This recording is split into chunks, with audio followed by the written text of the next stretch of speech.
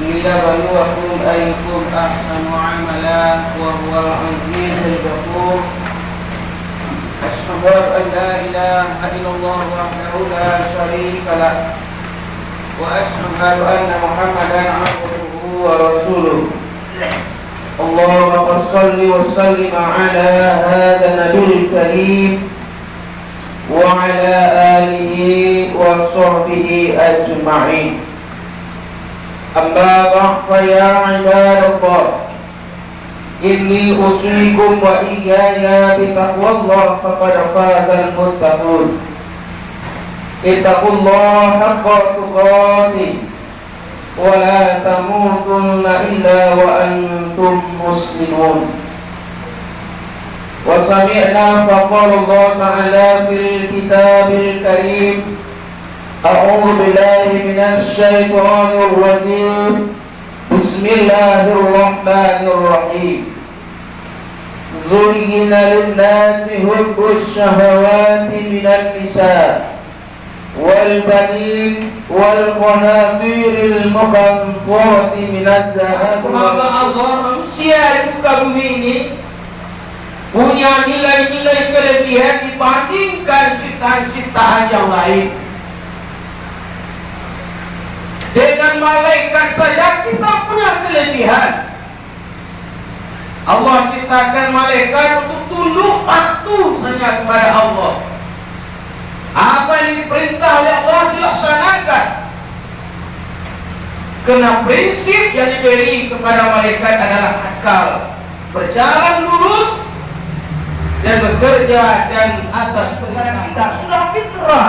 Inilah yang nafsu tadi, nafsu atau jiwa. Lalu kalau secara terminologinya nafsu itu adalah suatu keinginan di dunia ini.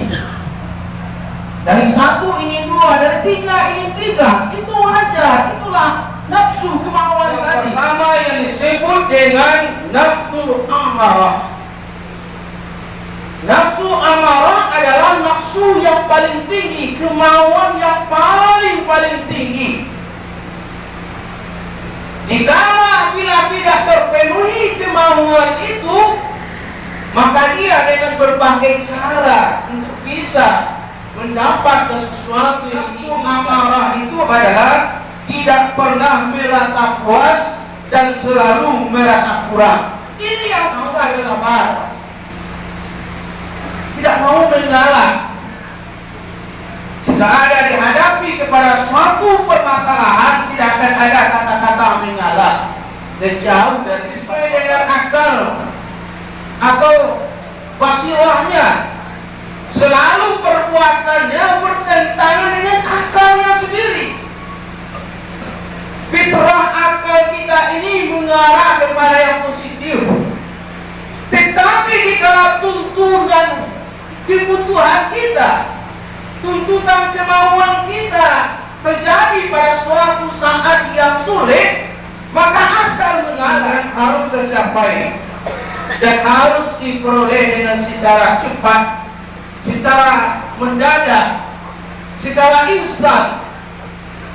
Di dalam apa saja bentuknya, berbisnis kah, ingin punya hasil yang lebih cepat, tahapan nafsu itu yang disediakan lebih ringan ketimbang amarah itu tadi.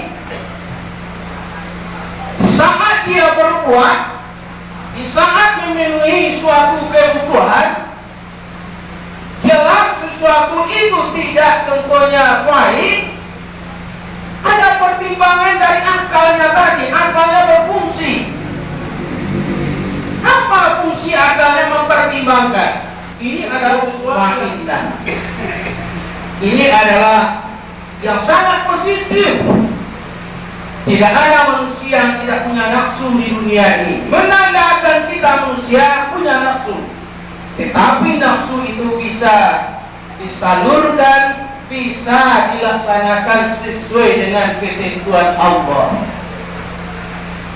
Menikah, memiliki barang-barang yang berharga, punya usaha dan lain sebagainya, sesuailah nanti dengan syariat Islam, maka inilah yang disebut dengan nafsu. Maka insya Allah bila berzikir dan beristighfar kepada Allah, itu akan bisa meredakan hawa nafsu.